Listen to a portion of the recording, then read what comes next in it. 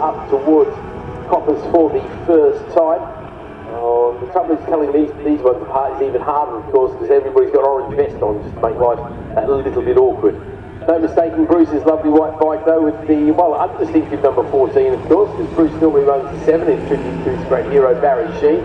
So the revs rise, the lights go out, and again it is the 4-stroke, I think, there of Sean Crone, who's got away well, but I think Bruce, as soon as he hits second gear, that little sucker pulls away like a good. Hayden Smith hasn't made the best of starts, but he will fight back very rapidly indeed. He was our rider of the day yesterday, Hayden. We're taking 2 wins, 2 second places in the various classes he was in, and the leaders are probably back with you already, aren't they, mate? They are, mate, and it's, the 4-stroke is not doing too badly. Hayden Smith seems to recover from that start. He's now going for the inside line overtake up into Park Corner. First one of the day. Yeah, there'll be lots of those throughout the day. It's a great place to see some overtaking action. Obviously, it's probably one of the main overtaking places here at Camberwell Park. And the Mansfield's quite a popular spot as well. If you do at the bottom of the mountain, it can be had occasionally, and if you're really desperate, going into the hairpin. Well, you can make that sticker. You look like his nose chopped off. And who was it in second place? Second place, Sean Crone. Sean Crone, yes, on the Kawasaki. He's dead keen to get up alongside Bruce Dunn as they go down into Mansfield. And they come back to you, you'll see they're really close together now, team. Well, I'm looking at the 600s as well, so they've got action to the left of me, action to the right of me. I'm going to quickly get the 600s, no changes in the Open500s at the bottom of the mountain there, as Robinson leads Hall, Morris, Kettering. So bad opening lap for the pole position man, losing 4 places there. Then we've got Wright, Rose, Wingate, Heaton, Hargreaves, and it will be Goff coming across the line eventually, and Aiken as well. So those guys are going to be gobbled up very quickly, so there's going to be some back marker action around the circuit somewhere very shortly indeed, because they've come across the line, and from a standing start, they're around about 20 seconds slower than the leader. Here comes Bruce, over the line ahead of Sean Crone. Right, that was Hayden Smith in 4th place. Jake Donkersley again, birthday boy yesterday. He's there in 3rd place overall. Adam the Sheriff has come across the line ahead of Baber, Lee, Woodall. Then we've got Prinos, Dana, Harvey. That's Simon Harvey there, as Daisy makes up a couple of places. That's the trouble, he's on the screen as Damer as well. She doesn't like that surname, so don't put it on the entry list, JD. Okay, what's happening to the 600s up by you, my friend? Well, they're just about to come out of the chicane and down to you again, chap. They're already there. Finally, they don't muck around, do they? Yeah, you're right, the leader. Wow, the leader's got quite a tracking lead. I think that is Robinson, who was 2.25 seconds in the head over the line. So from that start, he is definitely going for it, Kieran. We'll wait and see what sort of lap times he can put in today. There was some jockeying for position in first 46. And actually, talking of jockeying for positions, Hayden Smith appears to have made the overtake stick on Sean Crone, so now he's chasing Bruce Dunn now, and they're just about to come up on a back marker as they come down to the bottom mountain to you, team. Right, I'll try and keep an eye on those, and I'll try and keep an eye on Mr. Robinson over the line. Well, don't have to worry about him. He is gone. Works in a first flying lap of a 38.2, so a few seconds away from the lap record, but nonetheless, that gives him a 5-second advantage over Hall, Morris, Kettering, and Roach, and Wright. I can see the Open500s going across the top of the mountain very rapidly indeed. They're going to have some more back markers for the end of this 8-lap race, I think. These guys are absolutely flying, and obviously there's a lot of experience as well in this Open500 class. So, I mean, Hayden Smith is a former champion here at Bempton, and so is Bruce Dunn. Bruce has been campaigning in 250 for years. Well, you're right, the 1-2 has changed. It's on the way of 2 strokes with Dunn and Smith ahead of Crone and Donkersley. So it's very much a 2 versus 4 stroke battle as they argue over the placings in their races. Behind them it is Aiken and Sheriff. That's the rookie 600 of Aiken. Then it's Baber, Woodall, Lee and Prinos. Robinson, though, absolutely dominating proceedings in the 600 race at his early stage, isn't he? Yes, mate. I was just taking they come up along the side of one of the 600 back markers, and of course, in this dual class race, it's a bit difficult for these smaller capacity 250s to get past the nice back 4-strokes on the way up the hill. Yeah, until they get to the corners and start braking when they do that about 200 metres later. Yeah, they have made that stick, and Hayden Smith's taken advantage of that, and he's taken the front. He's now coming down to Mansfield, and Sean Crone has just gone under Bruce Dunn as well, so Bruce Dunn has gone from 1st to 3rd without 3 corners. Wonder if there's a little bit of an issue with Bruce's bike. Either that or maybe they had a bit of a wobble on and allowed the other two to get close. It's very hard to tell from this distance, of course. Here we come to the bottom of the against TZ. Working the bottom of the mountain there. Bruce doesn't look to be in any sort of trouble at all. I think there was just maybe a little bit of a wobble getting past the back marker. Yeah, I think the back marker came into play and that possibly took his eye, and those guys thought, right, we'll have a bit of this then. As you well know, you've got to gain every single little advantage you can in racing, wherever it happens to be. Robinson over the line with a 37.4 this time, so he's going quicker and quicker. Boris is now 8 seconds behind him. I'm not sure what's happened to Kemper. He must have had a bad breakfast or something this morning, because after yesterday's win, you'd expect him to be in a good position to be fighting for the lead.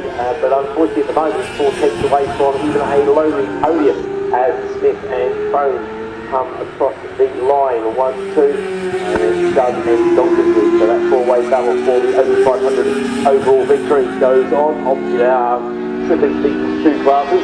Surprised for the TZR guys aren't giving this a bit of a go just to get a second class in. It used to be quite popular for the TZR crews to come out and play with sub-64s occasionally just to get a bit more track time. Oh, you know, knowing the TZR class, maybe they've spent all their money in the bar. I'm sure the Kane was still in the racing last night, that's for sure. Oh, yeah, he's given up victory, so he can do anything but try. Him and thousands of others, that's for sure. Yeah, it could be a very somber parade in North London tomorrow, that's for sure. Yeah, Hayden Smith just comes down to Mansfield, and there's still a 1, 2, 3, but he's got a little bit of a gap on Sean Crane now, and a little bit more of a gap from Sean Crane back to Bruce Dunn as they come back towards you, mate. Yeah, I think Bruce isn't firing as well as Bruce would like to fire. I think that was probably the reason. I mean, obviously these things are very highly strung and tuned, so are the bikes as well as the riders. And just that little bit not 100%, as you well know, just takes the edge off the performance, and all of a sudden you're kind of battling just for the points to make your low medal. Like you see, Robinson though going quicker again, 37.359. Every single lap is getting quicker and quicker. Still a good chunk away from this stupid little lap record for a few years ago. And Smith comes across the line, tucked in tight. He takes very hard there by Sean Crone. Bruce on a low circle. Starting to spread out. There's quite a bit there at the sharp end of the line. All those 2 guys have just done their fastest at the race, so they're building speed in this particular one. Well, who gets the fastest lap of these particular classes will of course get paid the lap record. Well, they're slightly off that at the moment. Yeah. They're 141. We did a 41.1, so Bruce is the fastest 2 strokes, and a 41.501 for Sean Crone, and a 5.54, so very consistent there for Sean. So yeah, we're looking at those numbers to tumble just a little bit. That lap record's still up for grabs, though. They've got 2 more laps to do it in, and Hayden Smith looks like he's pouring it on, to be honest, because he's just gapped. They've got 4 more laps today, mate. Pardon? 4 more laps to races today. Oh, yeah, you weren't listening, were you? Just reading the numbers. And of course, you've got a race this afternoon as well, so plenty more time to sort these things out as Robinson comes across the line and finally just goes quicker than he went the lap before. I imagine he's probably working a few back markers as well. Behind him, we saw the good scrap actually. There's real scrap on the track there as far as position goes. Rick is the second place in the 600s. I think they're making their way to you now, actually. Now, yeah, and they've got a bit of back marker action. So, and they've made it past both of those back markers as well, but like you say, that's going to run that one. Yeah, they came across the line pretty much side by side. That was Morris and Hall. Albert was lovely taking this double wide plate position we seem to have adopted so far this weekend with that pair of birds. But would have thought that Mr. Morris, Andrew Morris there, would like to help do that silver. Andrew Morris probably leads the championship, will be leading the championship. That's the easy scoring points for the weekend. And the 2 people closest to him in the championship, Brady and Kenta and Steve Lemonade, neither of whom are here. The other one who's benefited from their absence is Timothy Roche. He will have moved 2nd place in the championship now. So it's consistency. That's what makes a champion, isn't it? Indeed, mate. And Hayden Smith is very consistent. He's played the 8.5 gapping that, he's creasing that gap to Sean Crane. Sean Crane's not hanging about, but Hayden Smith is just pouring more fuel on the fire and getting away. That's what you've got to do, yeah, little by little, bit by bit. What's his best lap? and hasn't quite cracked the magic 140. No, I guess that's what they'll be looking for, won't they? There's 10 out at the moment for that lap that's complete yesterday, but as you said, they've got 3 more laps to go, not 2 to go. A little bit of a chatter on the radio there in the background, and yeah, someone went straight through the chicane after Mansfield, so I suspect that's a breakdown cut. yeah, okay, I think, I'm not going to confirm, it could be Wingate there in the 600s, because he hasn't set the timing beam for a little while there. I'll get confirmation when he doesn't come over the line here, so don't panic in the Spanish just yet, but now he's tumbling down the order there. Also, the other one who's got down the order is Albert Hall. I'm just making sure it's not a timing glitch thing, because occasionally transponders tend to fail and things like that. But all of a sudden, Albert Hall and also Wingate have gone missing, and they weren't running together, I don't think. So, not quite sure what has happened to their Wingate. And they've run over. It looks like the man of shame is going to be lined up. Yeah, they weren't together, so what has happened is the individual thing. Quite a big difference between their best lap time. Robinson now with a 17-second gap after 6 laps. It's quite remarkable given how close and off the speed. Well, Sean Crane has just broken that record by 5 minutes to that. 21 hundredths of a second. You see it's broken by less, don't worry about it. You're right, a 41.111. He's managed to do it, and he's for chasing down And that's Smithy, yeah. Well, Smithy's got a second, 1.1 seconds up the road, so he's got a decent enough gap there. As Robinson now comes across to get the last lap flag. And he's the first of the riders to pick that up, of course.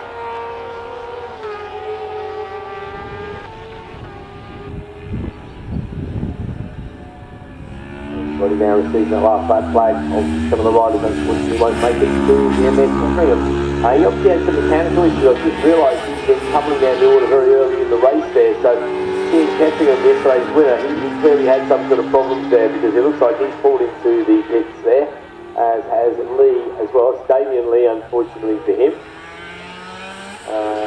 He did at least get a lap time, Kerry, and so yeah, it won't be the best in the world, but it's not too bad. I think, you know what, they'll probably give you second row though, so it's not a bad place to be starting from looking at that time, yeah. 40.6, yeah, that does put him about the 4th fastest, I think. Yeah, will be 4th on the grid. Actually, no. It's 600, so actually it could still be a front row position to be fair. I can only see Morris going quicker. We've got Morrison off the lead of Robinson. So, yeah, I think he'll be a front row starter. So maybe Smith has just taken that record into the there we go. That's more like it. That's what it was 5.62. Now, where did he find that this place in the race? Crazy stuff. Back market holiday? Yeah, maybe a little bit of a coat somewhere, or maybe you thought, you know what, I'm just going to rub this in. I'm going to make sure nobody's catching me. But a 40.562, brilliant stuff. He's not, where I'm sitting around here through this back market, he's taking no prisoners, mate. So, good boy. You know, he's using them as little gauges and licking bits of time here and there just to get past them. First winner of the day then goes to Kieran Robinson after that great start in the rookie 600. He takes a very clear win. We just got the hourglass working to get the second place man 22 seconds later over the line. Comes Andrew Morris there, so he's going to be keeping his championship chances well and truly alive. I think he will be leading the championship as we leave here, which is it just shows the power of consistency. Because Andrew is yet to win a race, but it doesn't matter if everybody else around you is arguing over the big races. As long as you're picking up points there, picking good second places and things like that, means you're the one who gets to get your name on a bit of silverware when we head off to the Motorcycle Museum at the end of the year. So Wright is in third ahead of Roche, he's in Hargreaves, then comes the first of the Open 500, and it is indeed Smith with that 40.562 ahead of Crone. Done. So he does hang on for second place, Bruce, and second of the Open 500 4 strokes is going to be Jake Donkesley, and it should be Babra in the 4 strokes ahead of Woodall.